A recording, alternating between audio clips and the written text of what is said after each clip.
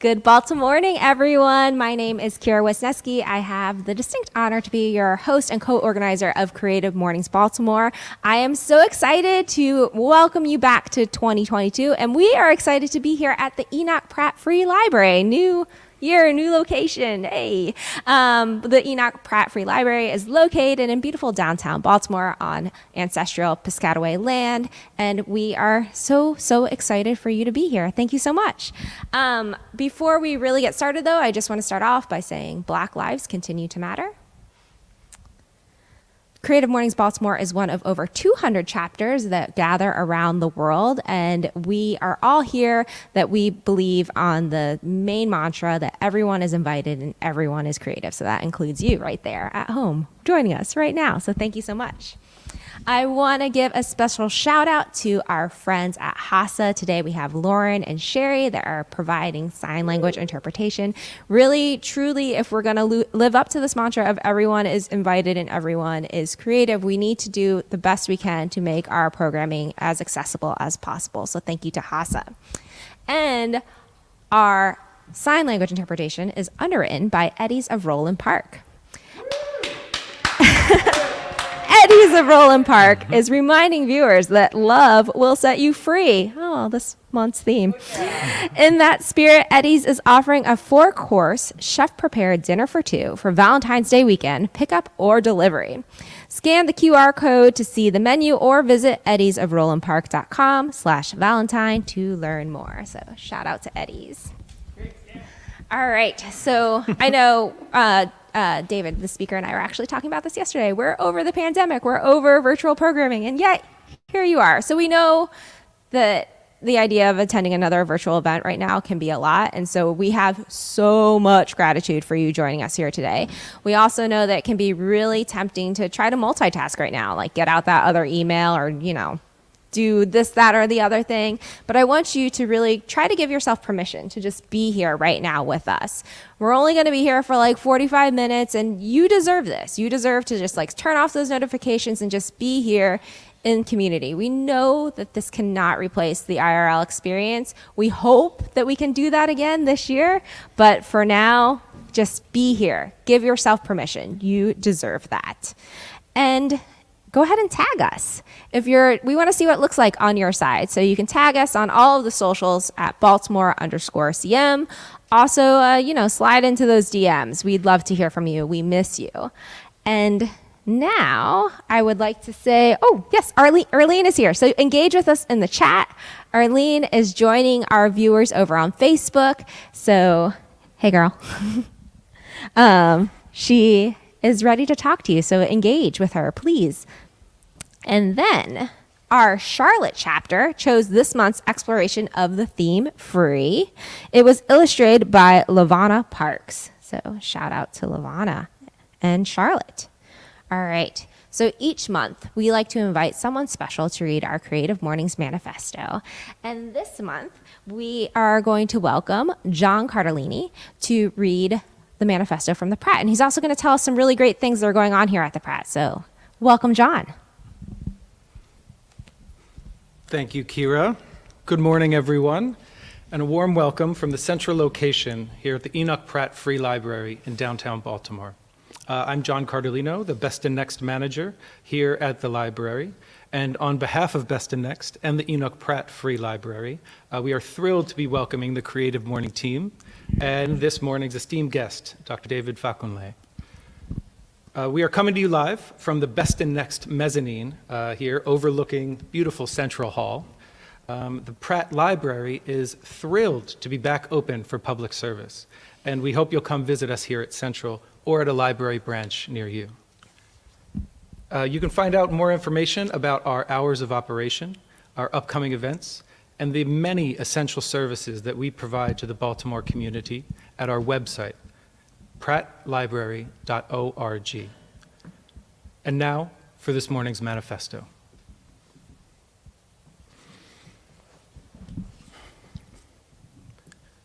Everyone is creative.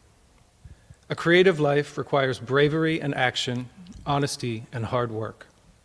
We are here to support you, celebrate with, and encourage you to make the things you love. We believe in the power of community. We believe in giving a damn. We believe in face-to-face connections, in learning from others, in virtual hugs, and digital high fives. We bring together people who are driven by passion and purpose, confident that they will inspire one another and inspire change in neighborhoods and cities around the world. Everyone is welcome. Thank you, Kira. Thank you, Mario. Thank you, Creative Mornings team. So excited about this conversation. Yeah, definitely. Thank you so much, John. Thank you to the Pratt. And I also think it's really fitting that we're here for this month's exploration of the theme free, because that's what the Pratt does, is offer amazing free services to our community. There's so many things that is free, that's here, that's great. You should definitely check it out. We're in, as John mentioned, we're in the Best and Next department, which is kind of like where all the media is, and they have a whole vinyl collection here. Do y'all know that? You can come here and check out vinyl. So lots of cool stuff here available for free at the Pratt. So we also, of course, want to thank all of our volunteers. We run on an engine of generosity, and we could not do this without our all-star team of Mario, Henley, Sabina. We also have got Sean, and we have Winston and April helping us out every month. So thank you so much to our volunteers. And then we also want to shout out our sustaining partners. And one of our sustaining partners, Alpha Graphics, has made us these analog signs. Sabina, we've got Eddie's of Roland Park. White Tea Company. Our fiscal sponsor, Maryland Art Place. We also have HASA providing sign language interpretation. Alpha Graphics made these signs. Adorn Vintage Furniture, our home last year.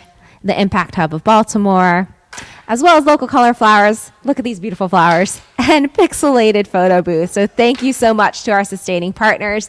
And really, if you can, support local businesses more than ever. It's so, so important. If you can't monetarily invest in them right now, I get it. The pandemic's a lot. Go ahead and leave them a review or like them on Instagram. All of that stuff really matters to small businesses. So encourage you to do that.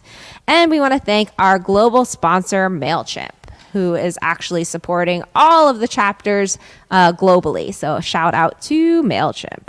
We're going to drop in the chat. You can see on our website also all the wonderful folks who have been supporting Creative Mornings Baltimore since our reboot in 2019. All right, here we are, ready for the main event now. David Fakunle is a mercenary for change, employing any skill and occupying any space to help elevate everyone divested from their truest self, especially those who are of the Black, Indigenous, or people of color communities. David serves as an adjunct assistant professor at the University of Florida and associate faculty at Johns Hopkins Bloomberg School of Public Health. David's interests include stressors within the built environment, societal manifestations of racism, and the use of arts and culture to strengthen health, equity, and ultimately liberation. Creative Mornings Baltimore, please welcome David Fakunle to the Creative Mornings virtually hybrid stage. Thank you. Thank you for having me. This is always an honor and a blessing to be known for any reason to be remembered. So the topic is free. And I just happened to wear this shirt like completely by coincidence. Didn't even think about the linkage. We love it. In the thing. I think of a story. I think of a farmer who was walking down the road back to his farm. And along the path, he saw a baby eagle. And next to the baby eagle were two larger eagles that weren't moving. So the farmer presumed they were no longer alive. The farmer knew he had to do something. Otherwise, that baby eagle would not survive long. So he picked it up and he took it back to the farm with him. There weren't any eagles on this farm, so he put the baby eagle with the only birds that he had, which were chickens. Fortunately, the chickens accepted the baby eagle and started to treat it as one of their own. And this eagle continued to grow up, looking more like an eagle, sounding more like an eagle, but it was acting like a chicken. And the story went out throughout the village about this eagle that was acting like a chicken. And people would come from near and far to see it for themselves. And sure enough, they would see this big eagle plucking around the ground, looking for grain, fluttering around, not flying, truly acting like a chicken. There was a naturalist that heard the same story, and he had to see it for himself. So he went to the farm. He met with the farmer, and the farmer directed him to the chicken coop. And sure enough, there was an eagle acting like a chicken. The naturalist took the eagle and put it into his arm. He looked at it. The eagle was looking right back at the naturalist. And the naturalist started talking to him. You are an eagle. You are not a chicken. Why are you here on the ground plucking for grain? I need you to be up in the sky flying. So spread your wings and fly. The eagle looked around. He saw his fellow chickens, and sure enough, hopped off the naturalist's arm and started plucking around the ground again. The farmer was watching this, and the farmer was getting a chuckle out of this. But the naturalist only said, let me come back tomorrow. Naturalist comes back the next day, goes right to the chicken coop, takes that eagle in his arms, and goes to the highest building on the property, the barn. Starts looking at the eagle again and starts talking to it again. You are an eagle. This is where you belong, not down there. So spread those wings and fly. The eagle's looking around again, looks at the ground, sees the chicken coop, and sure enough, hops off the naturalist's arm and goes back to acting like a chicken again. This time, the farmer was not as amused. The farmer saying, why does this matter so much to you? Why are you spending your time and your energy trying to make this eagle act like an eagle? It's not bothering anybody. It's not making any noise. It's not causing any harm. What's the big deal? The naturalist only responds, let me come back tomorrow. Give me one more day. The next day, the naturalist comes back, goes right to the chicken coop, gets the eagle, and this time takes it to the highest point in the village, tallest hill, far away from the farm. He has the eagle on his arm, looks it right in his eyes, and starts talking to it again. This is where you belong. This is where you're meant to be. So I need you to use those gifts that the Creator gave you and fly. This time the eagle looks around, it looks up, it looks down, it looks left, it looks right. It doesn't see the farm, doesn't see the chicken coop, doesn't see the chickens. As a matter of fact, when it looks up, it sees a bird that kind of looks like it, flying around majestically in the sky. This time, the eagle jumps off the naturalist's arm over the side of the hill. As it's starting to make its way closer to the earth, it flutters its wings, but after a while, it starts to fly more slowly, with more control, with more power. Takes a little loop, starts to go back up towards the sun. And with a loud screech, the first screech it ever delivered, that eagle flew away. There is something so powerful, so life-changing, when you realize who you truly are. I didn't know that that journey for me would start at 9 years old, but it did, completely by serendipity. I just happened to be envious enough of another kid to tell a story that I just happened to remember from a radio show that was led by a world-renowned black storyteller. And the moment that I have a chance to tell this story, that world-renowned black storyteller is in the audience. And that black storyteller, Mary Carter Smith, peace be upon her,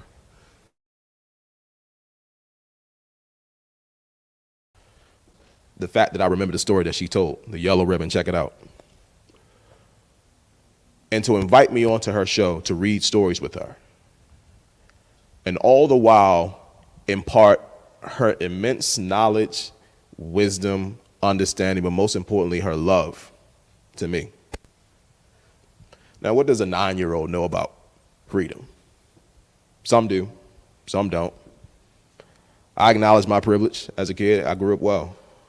So for me, I guess freedom was the norm, but there was a different level that I was missing. And in that moment, 1997, I'm aging myself now.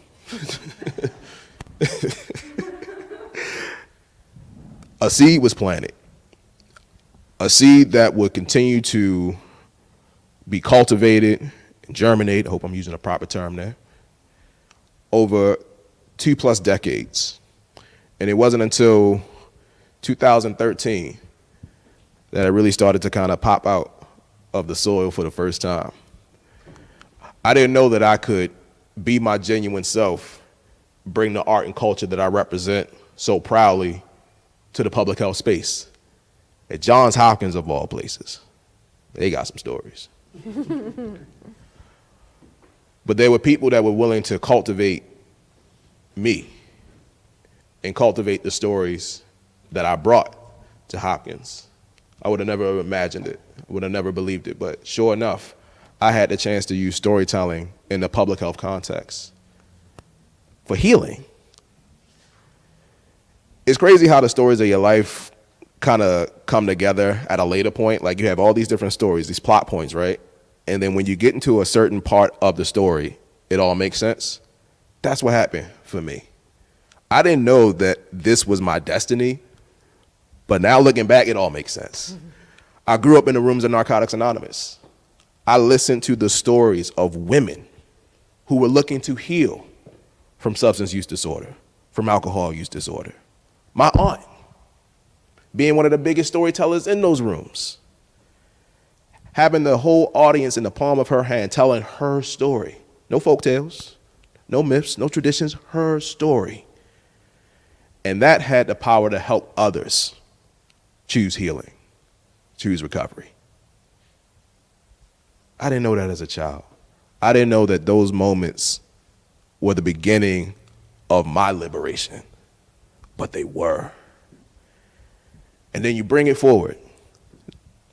As a researcher, as an educator, as an advocate, as an activist, as an artist, as a culture bearer, I get to use storytelling, this thing that has always popped up in my narrative my entire life, to help liberate others. In public health, of all places. In a moment where we are dealing with this pandemic, this is the reason that I'm looking at you through a camera and you're looking at me through your computer screen, where we've been separated in many ways, when we've had time to be with ourselves, to reflect. One thing that has really shined through, and I do say shine intentionally, has been the importance of being ourselves and sharing our truth.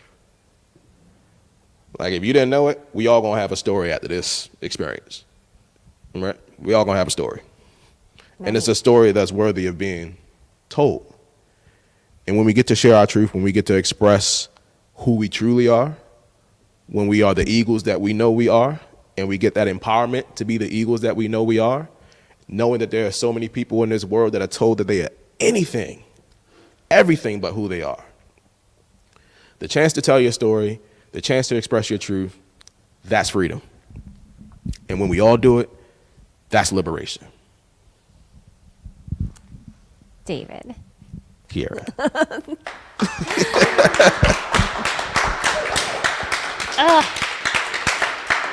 You should have gave me 20 minutes. I was really about to get into it. I mean, please, keep going. Nah. Nobody's stopping you. Oh my goodness.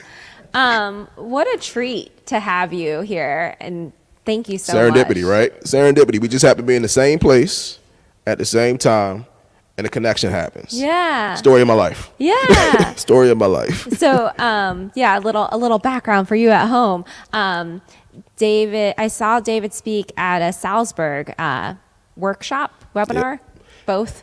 It was a part workshop, part series of conversations about where do we go from here, basically? What does the future look like for the environment? What's the future look like for race? What's the future look like for equity? Just all these major conversations that we're having right now, basically that conversation on a global scale. Yeah. And I just happened to show up. Yeah, well, he didn't show up. He was one of the speakers. And so, but one of the things that really resonated with me when David spoke was talking about how really like storytelling sets you free.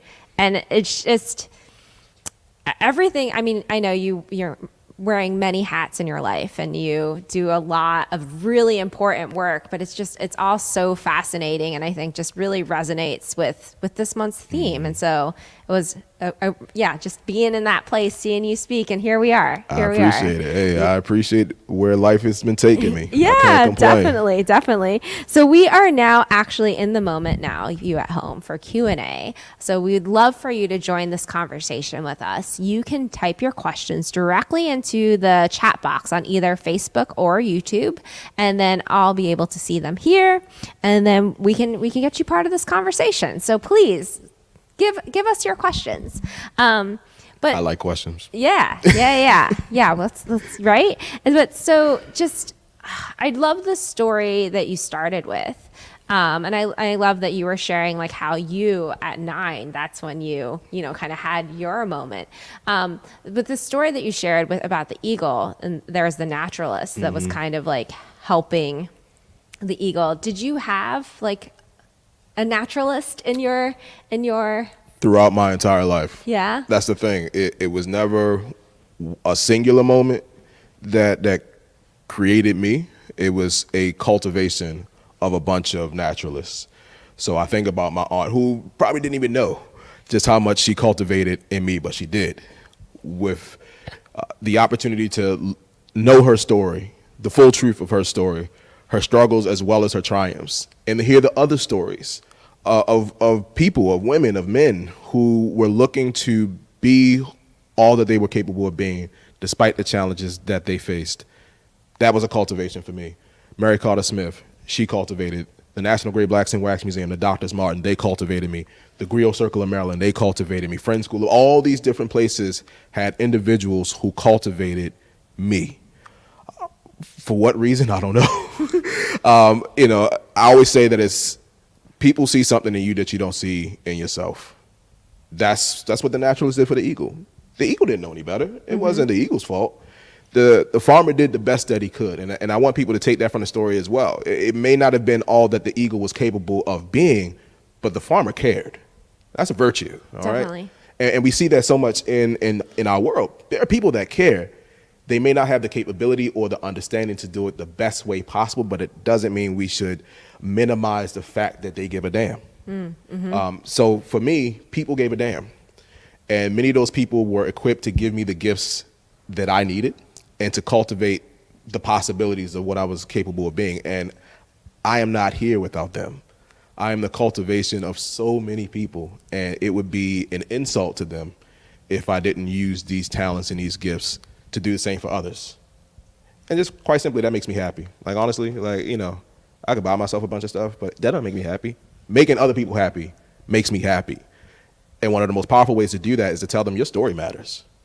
Your narrative means something. You mean something. Black lives matter? Yeah, black stories matter. It has meaning. And it's not just applicable to the black experience, it's applicable to the human experience. Definitely. And that's what storytelling does ultimately. It reminds you of your own humanity. And we need that. Definitely.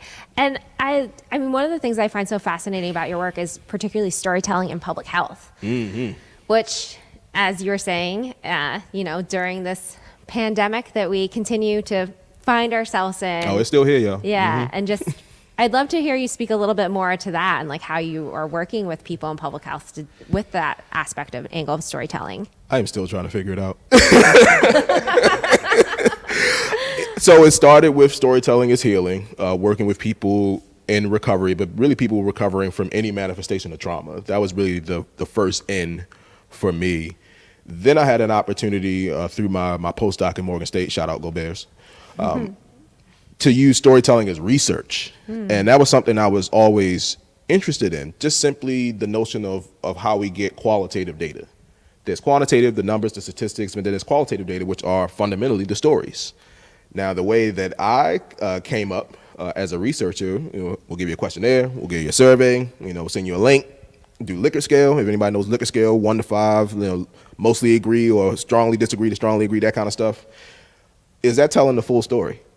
Nah, it's not. It's not. It's not giving the populations that we research, the populations that we serve, ultimately, as public health professionals, the chance to really share their full truth.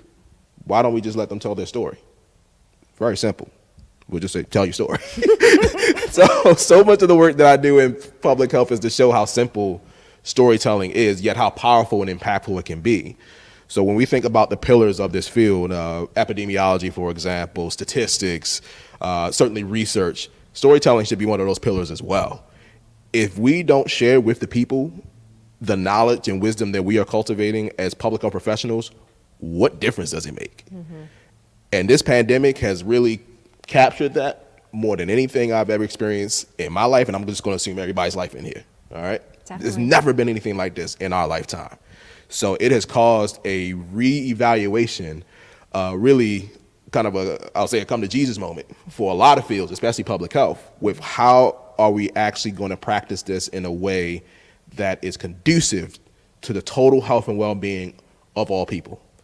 That means the epistemology, our basis of knowledge, which we have to admit was created by wealthy white men, has to be scrapped. Mm-hmm. We have to incorporate black knowledge and black wisdom, indigenous knowledge and wisdom, Asian knowledge and wisdom, the knowledge and wisdom of every human being that lives on this planet, because every human being has a context that is applicable to health and well-being. We have to recognize that and utilize it to our collective benefit. Definitely.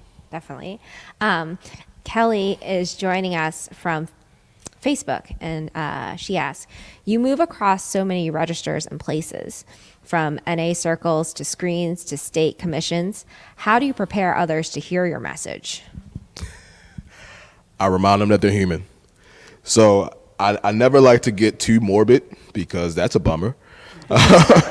But I have to take a moment and remind us all that no matter what our title is, no matter what we're navigating in life, we got one shot at this thing called life. It's not something that we observe. It's something that we live. Even your most boring day is a story in your life. That's not coming back.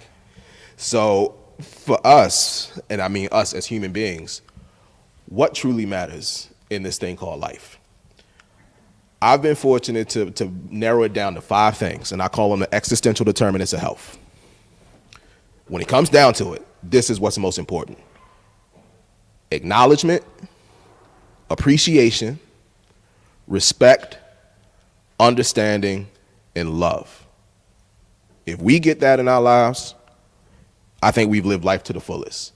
So in any space that I occupy, I like to ground my audience with that fundamental understanding that no matter what we're doing, whether it's policy, whether it's practice, whether it's research, whether it's advocacy, whether it's activism, whether it's straight up art, whether it's straight up culture, the point of it is to make sure that to some extent in that moment, whether just immediate in that acute moment or long term, we feel acknowledged, we feel appreciated, we feel respected, we feel understood, and we feel loved. If we can all agree to that, then we can do all this other stuff. Yeah. So it makes it simple.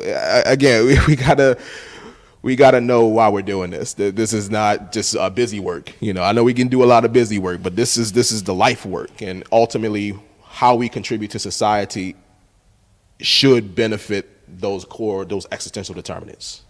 Definitely. And I think that it seems so simple, but yet, I feel in a capitalist society. Oh, we make things very complicated. No, don't get me wrong. It's simple in principle. Mm-hmm. What makes it complicated is that we're human. Okay, that's the other part too. So I don't want to make it sound like, we can just flip a switch and fix all this. No. There's a lot of damage and a lot of impact that we have to account for. So accountability is also important when it comes to the reform and just the revolution that is necessary. But again, that becomes a little bit easier if we can all agree that we're doing this for those general purposes, that general reason, that general meaning, that people see us. So when we say, you feel me, that's not just a turn of phrase. It's like, do you acknowledge my existence? Do you acknowledge my humanity? So I want to make sure that everybody feels that way. And for me, because I'm only one person, storytelling is great. Storytelling is a great way to do it. Yeah, definitely the way to humanize. We have another question coming from Facebook. As a public health professional, how do you tell your vicarious trauma stories with empathy without coming across as selfish or disrespectful of the communities you serve? The best way I do it is to have the community tell their story. That's the ideal situation, and that's one of the things that I realized, particularly as I was coming up as a researcher. We'll have everybody under the sun tell the story of what's going on with a health outcome except the people who are dealing with the health outcome. Why is that? Well, the reason is because it's hard. it's hard, and I don't want to deny that. But it's a choice that you make to say, I'm going to give up my voice, my power, my platform, and let the people tell the story. But that's what I look to do is to provide that platform. And if I have to be the one to tell the story because of whatever the circumstances may be, I certainly am going to honor the humanity of the people that I represent. I will say that their virtues, the manifestations of their character still shine through, even in the face of the challenges that they experience, many of which are not in their control. And that's the other part too. Right. When we think about just our social ecosystem, we are navigating so many ecosystems at the same time, and so many of those ecosystems are not in our control. There's a serenity in that, knowing what you can change and what you can't change. And when we tell those stories, we need to look at it in that context. So context is key. We have to acknowledge the things that people are able to dictate for themselves and acknowledge the things that they aren't able to dictate for themselves and ask ourselves, well, why is that the case?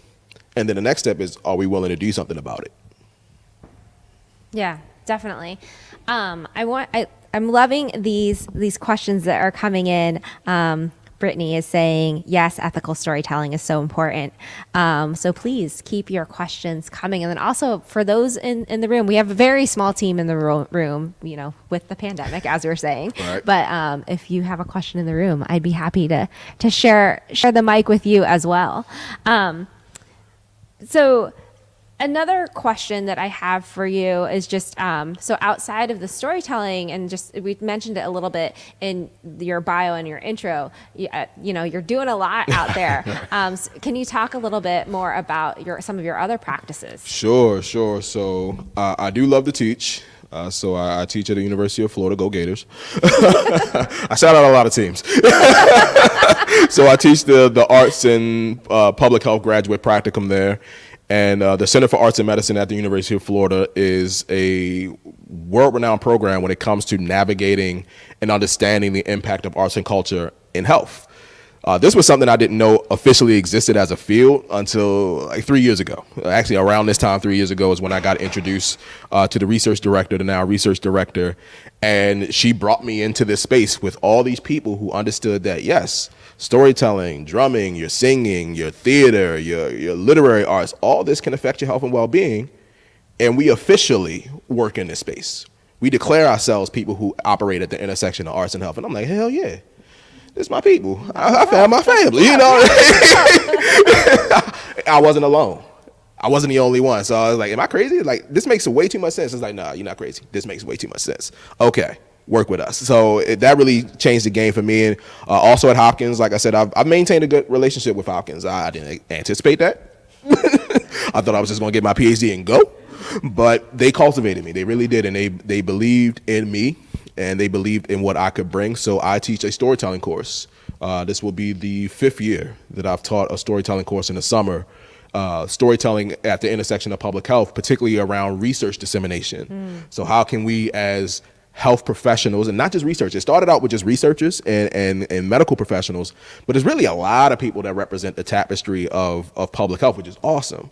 So it's not just about research dissemination, but how do you disseminate your public health work?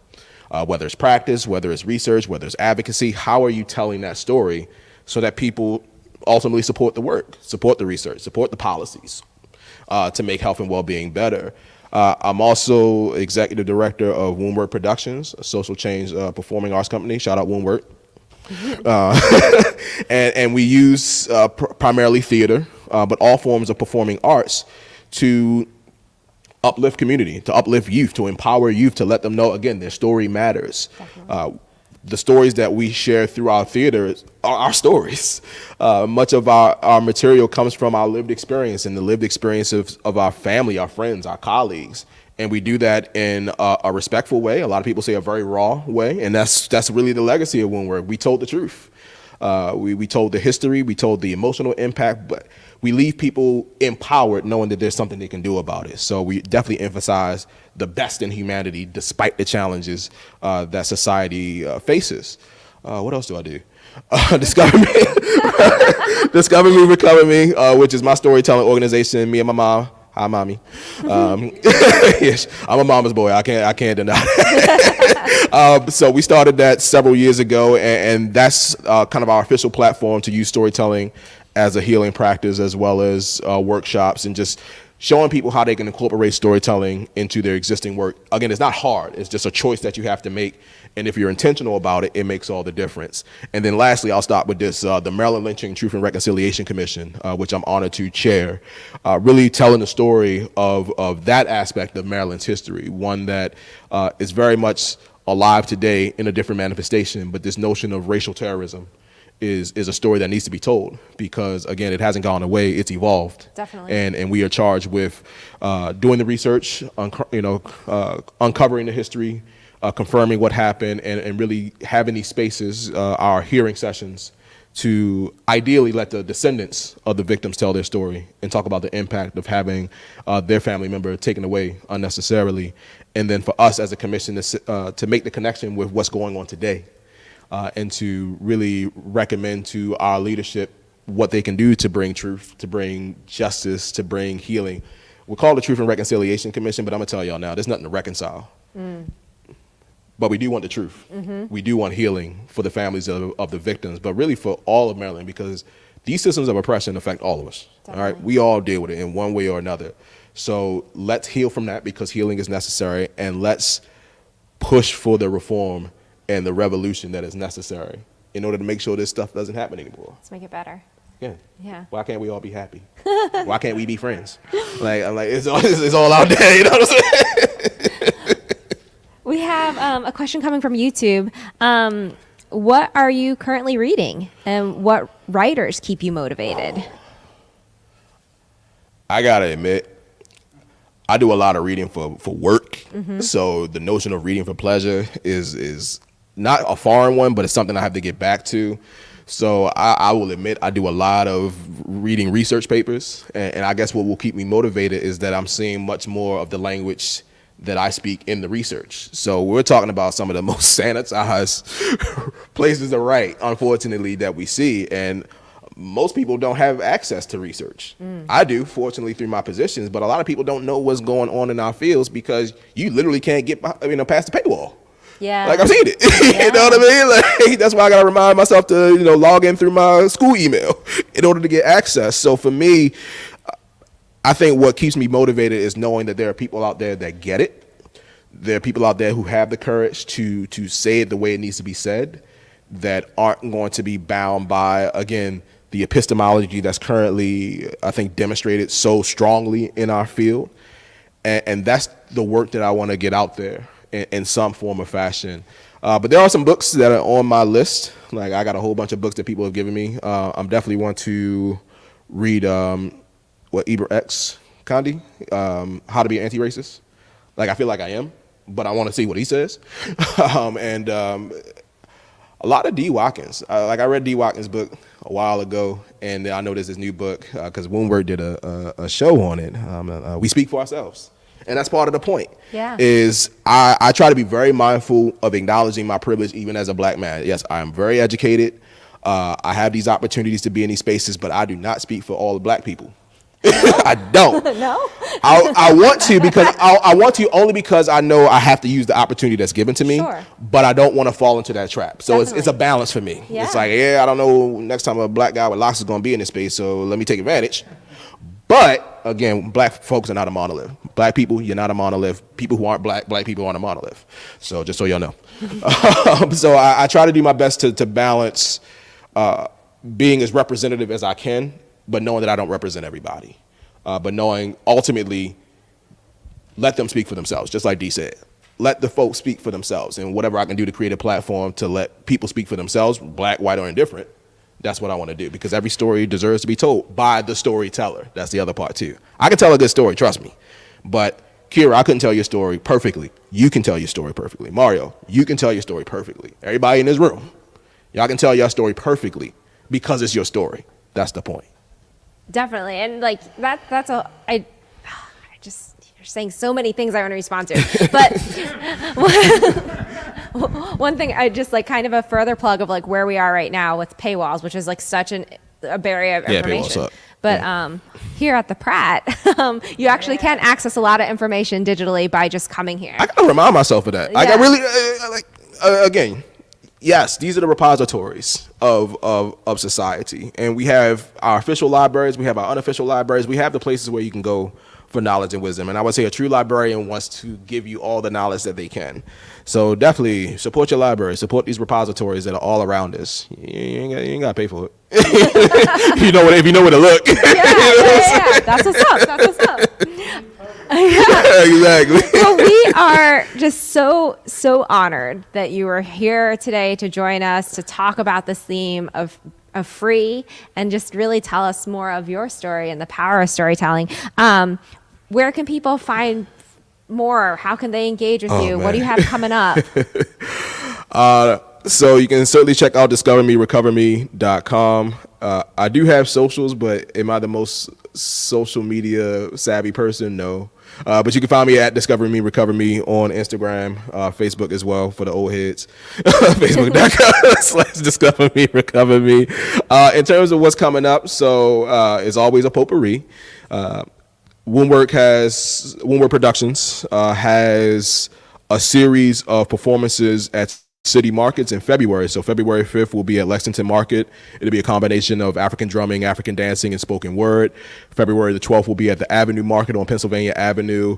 And on February 19th will be at Northeast Market. So certainly come on out. It's free. I think everything will be between 12 and 4 p.m. So definitely check us out there. Honestly, the best way to find out what I'm doing is just to hit me up. So definitely slide in my DMs. No one does that, but you're more than welcome to. I'll give you my phone number. You can just text me. You just ask me Dave, what you doing? Hey, what I'm doing.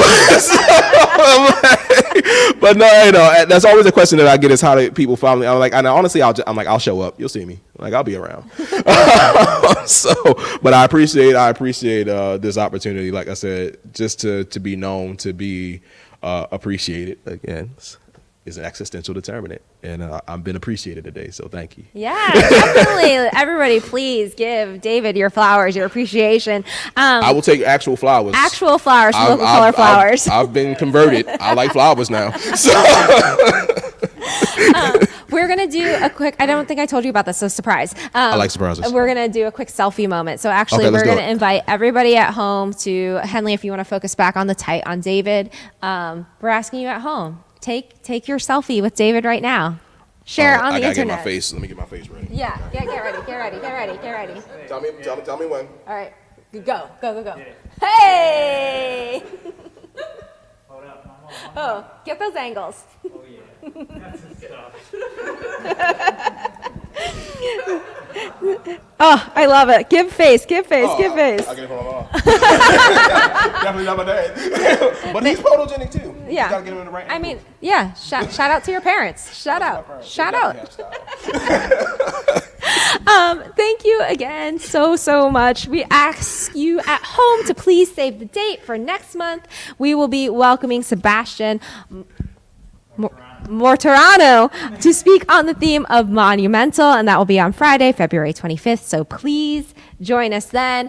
And I want to close out today as we've been closing out the sessions for a while now. So we're just going to do 3 collective breaths together. So sit comfortably, stand comfortably, hands on your heart, hands on your thighs, wherever you want to be. And we'll just take some breaths. So in and out. Again, in and out. And last time, in and out. Thank you again for joining us. We hope that you feel connected to this community. I know it's hard digitally. Hopefully, we'll be able to meet again in 2022. We seriously miss you. Like David said, slide into those DMs. We'd love to hear from you. So have a great Friday, and we'll see you next month. Bye, everybody.